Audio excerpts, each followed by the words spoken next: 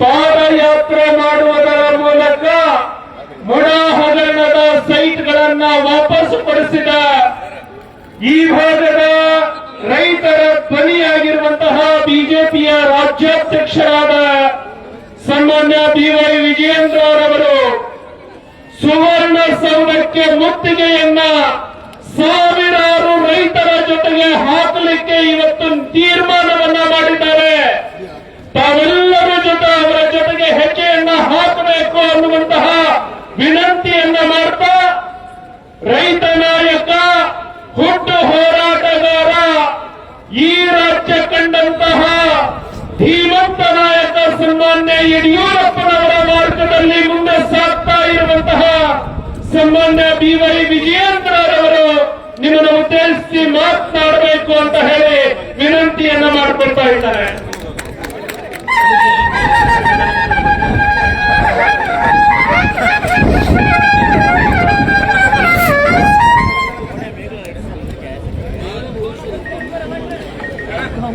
बोलो भारत माता की, ಬಿಜೆಪಿ ರೈತ ಪರ ಹೋರಾಟಕ್ಕೆ, ಬಿಜೆಪಿ ರೈತ ಪರ ಹೋರಾಟಕ್ಕೆ.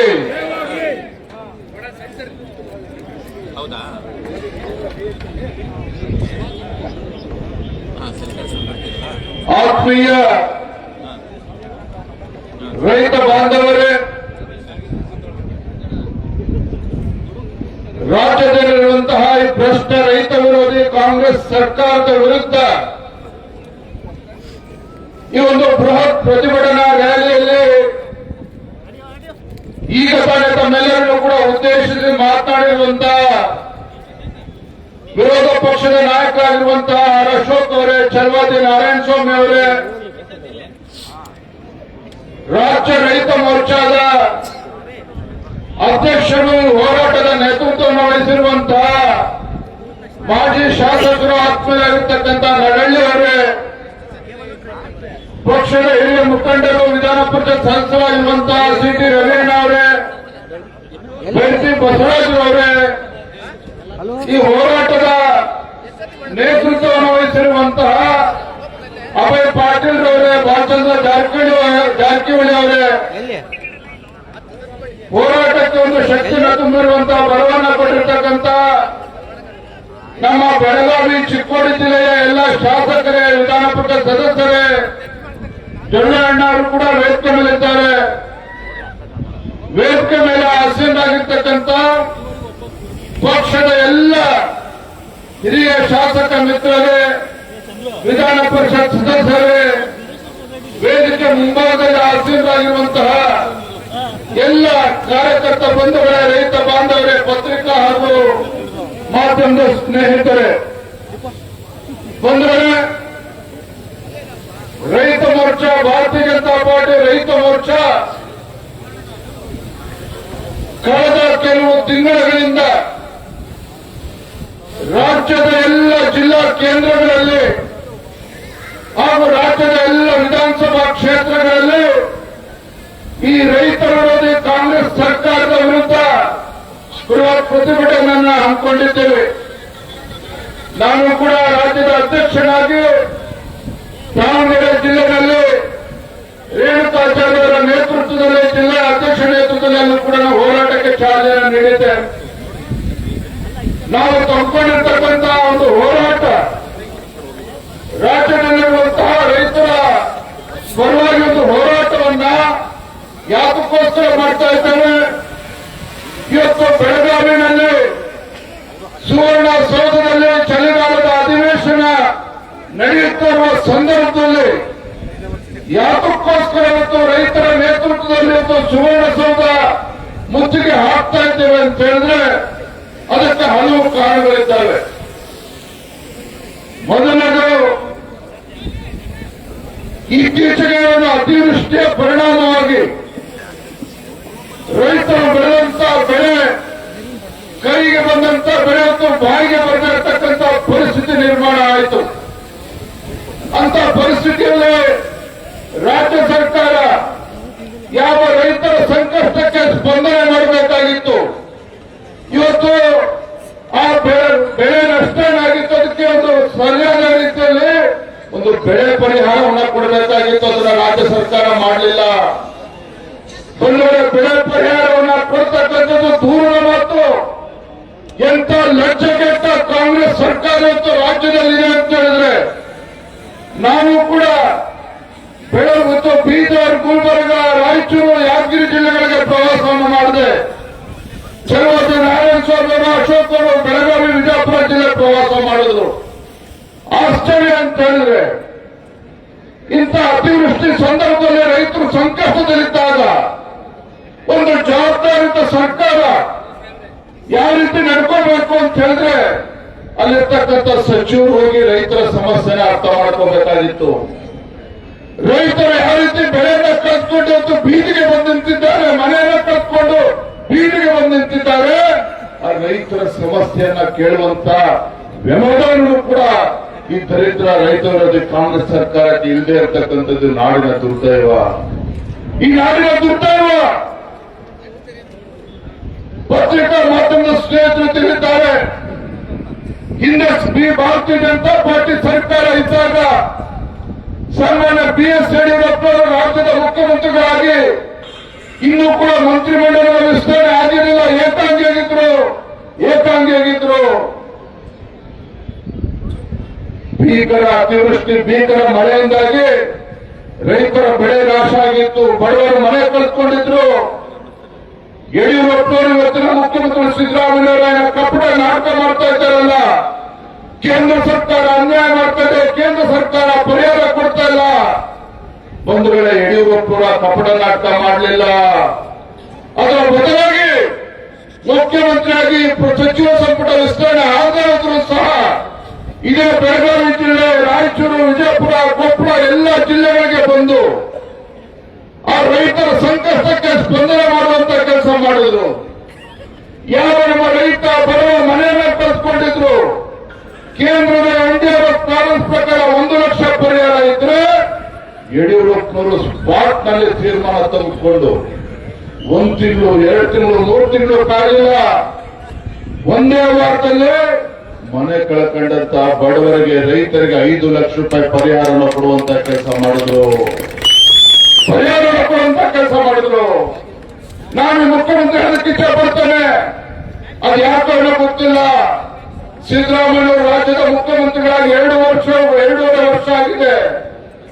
ಪ್ರಧಾನಮಂತ್ರಿ ಕಿಸಾನ್ ಸಮ್ಮಾನ್ ಯೋಜನೆ ಯಡಿಯೂರಪ್ಪ 4,000 ರೂಪಾಯಿ ಕೊಟ್ಟು ಅದಕ್ಕೂ ಬೆಂಕಿ ಹಾಕಂತ ಕೆಲಸ ಮಾಡಿದ್ರು. ಬೊಮ್ಮಾಯಿಯವರು ರೈತ ವಿದ್ಯಾನಿಧಿ ಕೊಟ್ಟು ಅದಕ್ಕೂ ಕಲ್ಲಾಗ್ತಕ್ಕಂತ ಕೆಲಸ ಮಾಡಿದ್ರು. ಇವರ ಯೋಗ್ಯತೆಗೆ ಕಳೆದ 2.5 ವರ್ಷದಲ್ಲಿ ರೈತರ ಪರವಾಗಿರ್ತಕ್ಕಂಥ ಒಂದೇ ಒಂದು ಕಾರ್ಯಕ್ರಮವನ್ನ ಘೋಷಣೆ ಮಾಡೋದಕ್ಕೆ ಈ ಸರ್ಕಾರಕ್ಕೆ ಸಾಧ್ಯ ಆಗಲಿಲ್ಲ, ಕಾಂಗ್ರೆಸ್ ಸರ್ಕಾರಕ್ಕೆ ಸಾಧ್ಯ ಆಗಲಿಲ್ಲ. ನುಡಿದಂತೆ ನಡೆಯುವ ಸರ್ಕಾರ ಅನ್ನುವ ಮಾತನ್ನು ಸಿದ್ದರಾಮಯ್ಯ ಅವರು DK ಶಿವಕುಮಾರ್ ಹೇಳ್ತಾರೆ. ನುಡಿದಂತೆ ನಡೆದ ಸರ್ಕಾರ ಅಂತ ಹೇಳ್ತಾರೆ. ನುಡಿದಂತೆ ನಡೆಯುವ ಸರ್ಕಾರ ಆಗಿದ್ದಿದ್ರೆ ಇವತ್ತು ಕರ್ನಾಟಕ ರಾಜ್ಯದಲ್ಲಿ 2.5 ಸಾವಿರಕ್ಕೂ ಹೆಚ್ಚು ರೈತರು ಆತ್ಮಹತ್ಯೆ ಮಾಡಿಕೊಳ್ತಕ್ಕಂಥ ಪರಿಸ್ಥಿತಿ ಬರ್ತಾ ಇರಲಿಲ್ಲ. ಕಳೆದ 2.5 ವರ್ಷಗಳ ಕಾಂಗ್ರೆಸ್ ಆಡಳಿತದಲ್ಲಿ 2.5 ವರ್ಷದಲ್ಲಿ ಸಿದ್ದರಾಮಯ್ಯರ ಸಾಧನೆ ಏನಂತ ಹೇಳಿದ್ರೆ 2.5 ಸಾವಿರ ರೈತರು ಆತ್ಮಹತ್ಯೆ ಮಾಡ್ಕೊಳ್ಳೋಕೆ ಅವಕಾಶ ಮಾಡಿಕೊಟ್ಟಿದ್ದಾರೆ. ಇದೇ ಇವರ ಸಾಧನೆ. ಕಬ್ಬು ಬೆಳೆಗಾರರು ಕಳೆದ 2 ತಿಂಗಳಿಂದ ಹೋರಾಟ ಮಾಡ್ತಾ ಇದ್ರು. ಇದೇ ಬೆಳಗಾವಿ ಜಿಲ್ಲೆಯ ಗುಲ್ಲಾಪುರದ ಕ್ರಾಸ್ನಲ್ಲಿ ಹೋರಾಟ ಮಾಡ್ತಾ ಇದ್ರೆ 2 ದಿನ, 3 ದಿನ, 4 ದಿನ, 5 ದಿನ ಕಳೆದ್ರೂ ಸಹ ಒಬ್ಬನೇ ಒಬ್ಬ ಸಚಿವ ಸಂಪುಟದ ಸದಸ್ಯರು ಹೋಗಿ ರೈತರ ಸಮಸ್ಯೆ, ಕಬ್ಬು ಬೆಳೆಗಾರರ ಸಮಸ್ಯೆನ ಕೇಳೋದಕ್ಕಾಗಲಿಲ್ಲ. ಕಬ್ಬು ಬೆಳೆಗಾರರ ಸಮಸ್ಯೆನ ಕೇಳೋದಕ್ಕಾಗಲಿಲ್ಲ. ನಾನು ಕೂಡ ಒಂದು ಹೋರಾಟದಲ್ಲಿ ನಾನು ಹೋದ ಹೋರಾಟಕ್ಕೆ ನಾನು ಕೂಡ ರಾಜ್ಯದ ಅಧ್ಯಕ್ಷನಾಗಿ ರೈತರ ಕಬ್ಬು ಬೆಳೆಗಾರರ ಹೋರಾಟಕ್ಕೆ ಹೋಗಿ ಅವರಿಗೆ ಬೆಂಬಲವನ್ನು ಕೂಡ ಕೊಟ್ಟಿದ್ದಾರೆ. ಅಹೋರಾತ್ರಿ ಧರಣಿಯಲ್ಲಿ ನಾನು ಕೂಡ ಭಾಗವಹಿಸಿದ್ದೆ. ಎಂತ ದುರಂತ ಅಂತ ಹೇಳಿದ್ರೆ ಸಚಿವರು ಯಾರು ಕೂಡ ಬರಲಿಲ್ಲ. ರೈತ ಆತ್ಮಹತ್ಯೆ ಮಾಡ್ಕೊಳ್ತಕ್ಕಂಥ ಪ್ರಯತ್ನ ಮಾಡಿದ್ರೆ ಒಬ್ಬನೇ ಒಬ್ಬ ಸಚಿವ ಹೋಗಿ ಆಸ್ಪತ್ರೆಯಲ್ಲಿ ರೈತರನ್ನ ನೋಡುವಂತ ಪ್ರಯತ್ನ ಕೂಡ ಮಾಡಲಿಲ್ಲ. ಕಬ್ಬು ಬೆಳೆಗಾರರ ಹೋರಾಟವನ್ನ ರಾಜಕೀಯ ಬಣ್ಣ ಕಟ್ಟುವಂತ ಕೆಲಸ ಮಾಡಿದ್ರು. ಬಿಜೆಪಿ ಬೆಂಬಲಿತ ಹೋರಾಟ ಅಂತ ಹೇಳಿದ್ರು. ನಾವು ಕೂಡ ಬೀದಿಗಿಳಿದು ಹೋರಾಟ ಪ್ರಾರಂಭ ಮಾಡಿದ್ಮೇಲೆ ಕಬ್ಬು ಬೆಳೆಗಾರರು ಸಕ್ಕರೆ ಮಾಲೀಕರನ್ನ ಬೆಂಗಳೂರಲ್ಲಿ ಕರೆದು ಸಭೆಯನ್ನು ಮಾಡುವಂತ ಕೆಲಸ ಮಾಡಿದ್ರು ಸಿದ್ದರಾಮಯ್ಯನವರು. ಏನ್ ಹೇಳ್ತಾರೆ ಸಿದ್ದರಾಮಯ್ಯ ಇವತ್ತು? ಕೇಂದ್ರ ಸರ್ಕಾರ ಇವತ್ತು ಪರಿಹಾರ ಕೊಡಬೇಕು, ಕೇಂದ್ರ ಸರ್ಕಾರ ಕೊಡಬೇಕು. ನಾಚಿಕೆ ಆಗಬೇಕು ಕಾಂಗ್ರೆಸ್ ಸರ್ಕಾರಕ್ಕೆ. ಬಂಧುಗಳಿಗೆ ಗೊತ್ತೇನೆ, ಇವತ್ತು ಕರ್ನಾಟಕ ದೇಶದಲ್ಲಿ 3ನೇ ಅತಿ ದೊಡ್ಡ ರಾಜ್ಯ, ಅತಿ ಹೆಚ್ಚು ಕಬ್ಬನ್ನು ಬೆಳೀತಕ್ಕಂಥ ರಾಜ್ಯ. ಕಾಂಗ್ರೆಸ್ ಇವತ್ತು ರಾಜ್ಯ ಸರ್ಕಾರಕ್ಕೆ 35,000ದಿಂದ 40,000 ಕೋಟಿ ಆದಾಯ ಪ್ರತಿ ವರ್ಷ ಸರ್ಕಾರಕ್ಕೆ, ರಾಜ್ಯ ಸರ್ಕಾರಕ್ಕೆ ಬರುವಂತದ್ದು. ಮೊನ್ನೆ ರೈತರು ಕಬ್ಬು ಬೆಳೆಗಾರರು ಹೋರಾಟ ಮಾಡ್ತಾ ಇದ್ರೆ ಕೇವಲ 50 ರೂಪಾಯಿ ಮಾತ್ರ ಪ್ರತಿ ಟನ್ಗೆ ಪರಿಹಾರ ಕೊಡುವಂತ ಘೋಷಣೆ ಸಿದ್ದರಾಮಯ್ಯವರು ಮಾಡಿದ್ರು. ಪರಿಹಾರವನ್ನು ಘೋಷಣೆ ಮಾಡಿದ್ರು. ಕಬ್ಬು ಬೆಳೆಗಾರರು ಹೋರಾಟವನ್ನು ಇನ್ನೂ ಕೂಡ ತಾರ್ಕಿಕ ಹಂತಕ್ಕೆ ಸಮಸ್ಯೆ ಪರಿಹಾರ ಕೊಡುವಂತ ಕೆಲಸ ಮಾಡಿಲ್ಲ. ಮೆಕ್ಕೆಜೋಳ ಬೆಳೆಯುವಂತ ರೈತರು ಏನ್ ಅನ್ಯಾಯ ಮಾಡಿದ್ರು? ಏನ್ ಕೇಳಿದ್ರು ನಿಮ್ಗೆ ಮುಖ್ಯಮಂತ್ರಿಗಳೇ? ರಾಜ್ಯದಲ್ಲಿ 54 ಲಕ್ಷ ಮೆಟ್ರಿಕ್ ಟನ್ನಷ್ಟು ಮೆಕ್ಕೆಜೋಳ ಬೆಳೀತಾರೆ. ಇವ್ರ ಯೋಗ್ಯತೆಗೆ ಕಾಂಗ್ರೆಸ್ ಸರ್ಕಾರಕ್ಕೆ ಮೆಕ್ಕೆಜೋಳ ಖರೀದಿ ಕೇಂದ್ರವು ಕೂಡ ಪ್ರಾರಂಭ ಮಾಡೋದಕ್ಕಾಗಲಿಲ್ಲ, ಖರೀದಿ ಕೇಂದ್ರವು ಕೂಡ ಪ್ರಾರಂಭ ಮಾಡೋದಕ್ಕಾಗಲಿಲ್ಲ. ಒಂದು ಕಡೆ ರಾಜ್ಯದಲ್ಲಿ ವೇರ್ಹೌಸ್ಗಳಿಲ್ಲ, ಕೋಲ್ಡ್ ಸ್ಟೋರೇಜ್ಗಳಿಲ್ಲ, ಮೆಕ್ಕೆಜೋಳ ಇತ್ತು, ಅದನ್ನ ಹಿಡ್ಕೊಂಡು ನಿಲ್ತಕ್ಕಂಥ ಶಕ್ತಿ ರೈತರಿಗಿಲ್ಲ. ರಾಜ್ಯ ಸರ್ಕಾರ ಇವತ್ತು ಖರೀದಿ ಕೇಂದ್ರ ಪ್ರಾರಂಭ ಮಾಡಿರ್ತಕ್ಕಂಥ ಪರಿಣಾಮವಾಗಿ ರೈತರು ದಲ್ಲಾಳಿಗಳಿಗೆ 2,400 ರೂಪಾಯಿ ಕೇಂದ್ರ ಸರ್ಕಾರ ಇವತ್ತು ದರವನ್ನು ನಿಗದಿ ಮಾಡಿದ್ರು ಸಹ ರೈತರು ದಲ್ಲಾಳಿಗಳಿಗೆ 1,500-1,600 ರೂಪಾಯಿ ಪರ್ ಕ್ವಿಂಟಾಲ್ಗೆ ಮಾರ್ತಕ್ಕಂಥ ಪರಿಸ್ಥಿತಿ ನಿರ್ಮಾಣ ಆಯಿತು. ಇದಕ್ಕೆ ಕೇಂದ್ರ ಸರ್ಕಾರ ಹೊಣೆನಾಗಾದ್ರೆ ಮನೆ ಸಿದ್ದರಾಮಯ್ಯವರೇ, ಕೇಂದ್ರ ಸರ್ಕಾರ ಹೊಣೆನ? ಇಂಥ ಲಜ್ಜೆಗೆಟ್ಟ ಕಾಂಗ್ರೆಸ್ ಸರ್ಕಾರ ಇವತ್ತು ರೈತ ವಿರೋಧಿ ಸರ್ಕಾರ ಇವತ್ತು ಅಂತ ಸರ್ಕಾರ ರಾಜ್ಯದಲ್ಲಿರುವಂತದ್ದು. ಗುಲ್ಬರ್ಗ ಜಿಲ್ಲೆಗಳಲ್ಲಿ 6 ಲಕ್ಷ ಮೆಟ್ರಿಕ್ ಟನ್ನಷ್ಟು ತೊಗರಿ ಬೆಳೀತಾರೆ. ದುರಂತ ಅಂತ ಹೇಳಿದ್ರೆ ಅತಿವೃಷ್ಟಿಯಿಂದಾಗಿ 80% ಇವತ್ತು ತೊಗರಿ ಒಂದು ಸಂಪೂರ್ಣವಾಗಿ ಹಾಳಾಗಿ ಹೋಗಿರ್ತಕ್ಕಂಥದ್ದು. 20% ಏನು ಉಳ್ಕೊಂಡಿದೆ, ಅದು ಕೂಡ ಇವತ್ತು ಬೆಳೆ ಬಂದಿರ್ತಕ್ಕಂಥದ್ದು. ಅವರು ಕೂಡ ಇವತ್ತು ಪರಿಹಾರ ಕೊಡೋದಕ್ಕೆ ಸಾಧ್ಯ ಆಗಿಲ್ಲ. ಮಲೆನಾಡು ಭಾಗದಲ್ಲಿ ಇವತ್ತು ಅಡಕೆ ರೋಗ, ಚುಕ್ಕೆ ರೋಗಕ್ಕೆ ಒಳಗಾಗಿದೆ, ಅವ್ರಿಗೂ ಕೂಡ ಪರಿಹಾರ ಕೊಟ್ಟಿಲ್ಲ. ಮೆಕ್ಕೆಜೋಳ ಇವತ್ತು ಬೆಳಗಾವಿ ಜಿಲ್ಲೆ, ಬಿಜಾಪುರ ಜಿಲ್ಲೆ, ದಾವಣಗೆರೆ, ಚಿತ್ರದುರ್ಗ, ತುಮಕೂರು, ಶಿವಮೊಗ್ಗ, ಕೋಲಾರ, ಚಿಕ್ಕಬಳ್ಳಾಪುರದಲ್ಲೂ ಕೂಡ ಬೆಳೀತಾರೆ. ಒಟ್ಟಾರೆಯಾಗಿ ಈ ಕಾಂಗ್ರೆಸ್ ಸರ್ಕಾರ ರೈತ ವಿರೋಧಿಯನ್ನೇ ಅನುಸರಿಸ್ತಾ ಇದೆ. ಇದರಲ್ಲಿ ಸಮಸ್ಯೆ ಬಂದು ಇವತ್ತು ರೈತರು ಇವತ್ತು ಸಂಕಷ್ಟಕ್ಕೆ ಸ್ಪಂದನೆ ಮಾಡ್ತಾ ಇದ್ದಾರೆ ಸರ್ಕಾರ. ಇವತ್ತು ನಾನು ಈ ರಾಜ್ಯದ ಮುಖ್ಯಮಂತ್ರಿಗಳು ಮಾತನಾಡೋದಕ್ಕೆ ಇಷ್ಟಪಡ್ತೇನೆ. ಇವತ್ತು ರೈತರ ಸಮಕ್ಷಮದಲ್ಲಿ ಯಾವ ಸರ್ಕಾರ ಎಷ್ಟೇ ಶಾಸಕರು ಇದ್ರೂ ಸಹ, ಯಾವ ಸರ್ಕಾರ ಇವತ್ತು ರೈತ ವಿರೋಧಿ ನಡವಳಿಕೆಯನ್ನು ಅನುಸರಿಸಿಕೊಂಡು ಹೋಗ್ತಾರೆ ಅಂತ ಸರ್ಕಾರಕ್ಕೆ ಉಳಿಗಾಲ ಇಲ್ಲ. ಅಂತ ರೈತ ವಿರೋಧಿ ನೀತಿಯನ್ನು ಅನುಸರಿಸತಕ್ಕಂಥ ಎಷ್ಟೇ ಸರ್ಕಾರ ಸುಭದ್ರವಾಗಿದ್ರು ಕೂಡ ಅಂತ ಸರ್ಕಾರವನ್ನು ಹೊಡೆದು ಬೀಳಿಸ್ತಕ್ಕಂಥ ಶಕ್ತಿ ಈ ರಾಜ್ಯದ ರೈತರಿಗಿದೆ. ರಾಜ್ಯದ ರೈತರಿಗಿದೆ, ಅದನ್ನು ಮರಿಬಾರದು ರಾಜ್ಯದ ಮುಖ್ಯಮಂತ್ರಿ ಸಿದ್ದರಾಮಯ್ಯನವರು. ಎಷ್ಟೀಗ ಸಿದ್ದರಾಮಯ್ಯನವರು ಹೇಳಿಕೆಯನ್ನು ಕೊಟ್ಟಿದ್ದಾರೆ. ನಮ್ಮಪ್ಪ ಸಿದ್ದರಾಮಯ್ಯನವರು 5 ವರ್ಷಗಳ ಕಾಲ ಮುಖ್ಯಮಂತ್ರಿ ಆಗಿರ್ತಾರೆ ಅಂತೇಳಿ. ಮಾನ್ಯ ಎತ್ತಿದ ಸಿದ್ದರಾಮಯ್ಯನವರೇ, ಸಿದ್ದರಾಮಯ್ಯನವರು ಎಷ್ಟು ವರ್ಷಗಳ ಕಾಲ ಮುಖ್ಯಮಂತ್ರಿಗಳಾಗಿರ್ತಾರೆ ಅನ್ನೋದು ಮುಖ್ಯ ಅಲ್ಲ. ಎಷ್ಟು ವರ್ಷಗಳ ಕಾಲ, ಎಷ್ಟು ದಿನಗಳ ಕಾಲ ಮುಖ್ಯಮಂತ್ರಿ ಕುರ್ಚಿ ಕೂರ್ತಾರೆ ಅನ್ನೋದು ಮುಖ್ಯ ಅಲ್ಲ. ಆ ಕುರ್ಚಿನ ಕೂತಾಗ ಈ ನಾಡಿಗೆ ಅವರು ತುತ್ತ ಅನ್ನವನ್ನ ಕೊಡ್ತಕ್ಕಂಥ ರೈತರ ಸಂಕಷ್ಟಕ್ಕೆ ಸ್ಪಂದನೆ ಮಾಡತಕ್ಕಂಥ ಕೆಲಸ ನಿಮ್ಮಪ್ಪ ಮುಖ್ಯಮಂತ್ರಿಗಳಾಗಿ ಮಾಡಿದ್ದಾರ? ಇದು ರಾಜ್ಯದ ರೈತರು ಕೇಳ್ತಾ ಇರ್ತಕ್ಕಂಥ ಪ್ರಶ್ನೆ. ಎಷ್ಟು ದಿನಗಳ ಕಾಲ ಮುಖ್ಯಮಂತ್ರಿ ಸ್ಥಾನದಲ್ಲಿ ಕೂರ್ತಕ್ಕಂಥದ್ದು ಮುಖ್ಯ ಅಲ್ಲ. ಇವತ್ತು ಮುಖ್ಯಮಂತ್ರಿ ಸ್ಥಾನದಲ್ಲಿ ಕೂತ್ಕೊಂಡು ಇವತ್ತು ಕಬ್ಬು ಬೆಳೆಗಾರರು, ಮೆಕ್ಕೆಜೋಳ ಬೆಳೀತಕ್ಕಂಥ ರೈತರು, ತೊಗರಿ ಉದ್ದು ಬೆಳತಕ್ಕಂಥ ರೈತರು, ಹತ್ತಿ ಬೆಳತಕ್ಕಂಥ ರೈತರ ಸಮಸ್ಯೆಗೆ ಸ್ಪಂದನೆ ಮಾಡಿದ್ದಾರೆ ಮುಖ್ಯಮಂತ್ರಿಗಳಾಗಿ. ಅದು ಈ ನಾಡಿನ ರೈತರು ಕೇಳ್ತಾ ಇರ್ತಕ್ಕಂಥ ಪ್ರಶ್ನೆ. ಇವರ ಆಂತರಿಕ ಕಚ್ಚಾಟದಿಂದ, ಮುಖ್ಯಮಂತ್ರಿ ಕುರ್ಚಿಯ ಕಾರಣದಿಂದ ವಾರದಲ್ಲಿ 3 ದಿನ ಡೆಲ್ಲಿಗೆ ಹೋಗಿ ಕುತ್ಕೊಂತಾರೆ ಸಿದ್ದರಾಮಯ್ಯ, DK ಶಿವಕುಮಾರ್ ಅವರ ಮಂತ್ರಿಗಳು ಕರ್ಕೊಂಡು. ನೀವು ನೋಡಿದ್ರೆ ಯಾವತ್ತಾದ್ರು ಇವತ್ತು ಕೃಷಿ ಸಚಿವರು ಯಾರು ಅಂತ ಕೇಳಿದ್ರೆ ಈ ನಾಡಿನ ರೈತರಿಗೆ ಗೊತ್ತಿಲ್ಲ.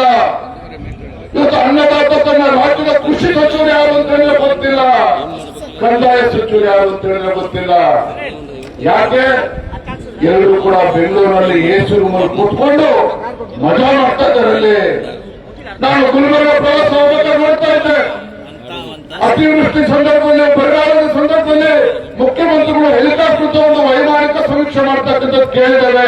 ಯಡಿಯೂರಪ್ಪ ಅವರು ಮಾಡಿದ್ದಾರೆ ಮುಖ್ಯಮಂತ್ರಿಗಳಾಗಿದ್ದಾಗ. ಆದ್ರೆ ದುರ್ದೈವ ಅಂತ ಹೇಳಿದ್ರೆ ಅಲ್ಲಿರ್ತಕ್ಕಂಥ ಸಚಿವರು ಕೂಡ ಹೆಲಿಕಾಪ್ಟರ್ ಬೇಕಂತ. ಯಾಕಂದ್ರೆ ಭಯ, ನೆಲದ ಮೇಲೆ ಹೇಳ್ಕೊಂಡು ರೈತರ ಹತ್ರ ಹೋದ್ರೆ ಯಾರು ಕಲ್ ತಗೊಂಡು ಹೊಡಿತಾರೋ, ಯಾರು ಕೋಲ್ ತಗೊಂಡು ಹೊಡಿತಾರೋ ಭಯ. ಅದಕ್ಕೆ ಅವನು ಕೂಡ ಹೆಲಿಕಾಪ್ಟರ್ಗೆ ವೈಮಾನಿಕ ಸಮೀಕ್ಷೆ ಮಾಡ್ತಂತೆ. ಇದು ಈ ರಾಜ್ಯದ ಪರಿಸ್ಥಿತಿ. 140 ಶಾಸಕರೊಂದಿಗೆ ರಾಜ್ಯದ ಅಧಿಕಾರದ ಚುಕ್ಕಾಣಿ ಹಿಡಿದಿರ್ತಕ್ಕಂಥ ರೈತ ವಿರೋಧಿ ಕಾಂಗ್ರೆಸ್ ಸರ್ಕಾರದ ನಡವಳಿಕೆ ಏನು ಅಂತ ನಿಮ್ಗೆಲ್ಲರೂ ಕೂಡ ಅರ್ಥ ಮಾಡ್ಕೋಬೇಕಾಗಿತ್ತು. ಮಹತ್ವದ ಪ್ರಧಾನಮಂತ್ರಿ ಪತ್ರ ಹೇಳ್ತದ್ದು ಕೇಂದ್ರ ಸರ್ಕಾರ ಅನ್ಯಾಯ ಮಾಡ್ತದೆ ಅಂತ ಹೇಳ್ತದ್ದು. ಮುಖ್ಯಮಂತ್ರಿಗಳೇ, ಕೇಂದ್ರ ಸರ್ಕಾರ ಇವತ್ತು ಕಬ್ಬಿನ ವಿಚಾರದಲ್ಲಿ FRP ದರವನ್ನ ನಿಗದಿ ಮಾಡತಕ್ಕಂಥದ್ದು ಸತ್ಯ. ಆದರೆ FRP ನಿಗದಿ ಮಾಡಿದಾಗ FRP ದರಕ್ಕಿಂತ ಹೆಚ್ಚು ದರವನ್ನ ನಿಗದಿ ಮಾಡೋದಕ್ಕೆ ರಾಜ್ಯ ಸರ್ಕಾರಕ್ಕೆ ಅವಕಾಶ ಇದೆ. ಪಕ್ಕದ ಮಹಾರಾಷ್ಟ್ರದಲ್ಲಿ ಕೇಂದ್ರ ಸರ್ಕಾರ ನಿಗದಿ ಮಾಡಿರುವಂತ FRPಗಿಂತ ಹೆಚ್ಚು ದರವನ್ನ ಕೊಡ್ತಾರೆ, ಮಧ್ಯಪ್ರದೇಶದಲ್ಲಿ ಕೊಡ್ತಾರೆ, ಉತ್ತರ ಪ್ರದೇಶದಲ್ಲಿ ಕೊಡ್ತಾರೆ. ನಿಮಗೇನು ದಾಳಿ ಆಗಿತ್ತು ಸಿದ್ದರಾಮಯ್ಯನವರೇ? ನಮ್ಮ ರಾಜ್ಯದಲ್ಲಿ ಕಬ್ಬು ಬೆಳೆಗಾರರಿಗೆ ಇವತ್ತು ಹೆಚ್ಚು ದರವನ್ನು ಕೊಡಲಿಕ್ಕೆ. ಇಂಥ ಲಜ್ಜೆಗೆಟ್ಟ ರೈತ ವಿರೋಧಿ ಕಾಂಗ್ರೆಸ್ ಸರ್ಕಾರ ಇವತ್ತು ತಕ್ಕ ಪಾಠವನ್ನು ಕಲಿಸ್ತಕ್ಕಂಥ ದಿನಗಳು ಹತ್ತಿರ ಬಂದಿದೆ. ಹಾಗಾಗಿ ಬಂದರೆ ಸಾಕಷ್ಟು ಸಮಯ ಆಗಿದ್ದ, ಹೆಚ್ಚು ಸಮಯವನ್ನು ತೆಗೆದುಕೊಳ್ಳಲಿಲ್ಲ. ಸದನದ ಒಳಗಡೆ ಸುರೈ ನಿನ್ನೆ ನಾವು ವಿರೋಧ ಪಕ್ಷ ನಾಯಕರೆಲ್ಲ ನಮ್ಮ ಶಾಸಕರು ಚರ್ಚೆ ಮಾಡಿ ಈ ಚಳಿಗಾಲದ ಬೆಳಗಾವಿಯ ಸುವರ್ಣಸೌಧ ನಡೀತಕ್ಕಂಥ ಅಧಿವೇಶನ, ಉತ್ತರ ಕರ್ನಾಟಕದ ಸಮಸ್ಯೆಗಳ ಬಗ್ಗೆ, ರಾಜ್ಯದಲ್ಲಿರ್ತಕ್ಕಂಥ ರೈತರ ಸಮಸ್ಯೆಗಳ ಬಗ್ಗೆ, ಇವತ್ತು ರಾಜ್ಯದ ಜ್ವಲಂತ ಸಮಸ್ಯೆಗಳ ಬಗ್ಗೆ ಆದ್ಯತೆ ನೀಡಬೇಕು. ಉತ್ತರ ಕರ್ನಾಟಕದ ವಿಚಾರಗಳ ಬಗ್ಗೆ ಪ್ರಪ್ರಥಮವಾಗಿ ಚರ್ಚೆ ಆಗಬೇಕು ಅಂತ ಹೇಳಿ ಸರ್ಕಾರಕ್ಕೆ ಎಚ್ಚರಿಕೆ ಕೊಟ್ಟ ನಂತರದಲ್ಲಿ ಇವತ್ತಿನಿಂದ ಚರ್ಚೆ ಪ್ರಾರಂಭ ಆಗುತ್ತಿದೆ. ನಾನು ಒಂದು ಭರವಸೆ ಕೊಡ್ತೇನೆ, ರಾಜ್ಯದ ಭಾರತೀಯ ಜನತಾ ಪಾರ್ಟಿಯ ಅಧ್ಯಕ್ಷರಾಗಿ ರೈತ ನಾಯಕ ಸನ್ಮಾನ BS ಯಡಿಯೂರಪ್ಪ ಅವರು ಮಗನಾಗಿ ಒಂದು ಆಶ್ವಾಸನೆಯನ್ನು ಕೊಡೋದಕ್ಕೆ ಇಷ್ಟಪಡ್ತೇನೆ.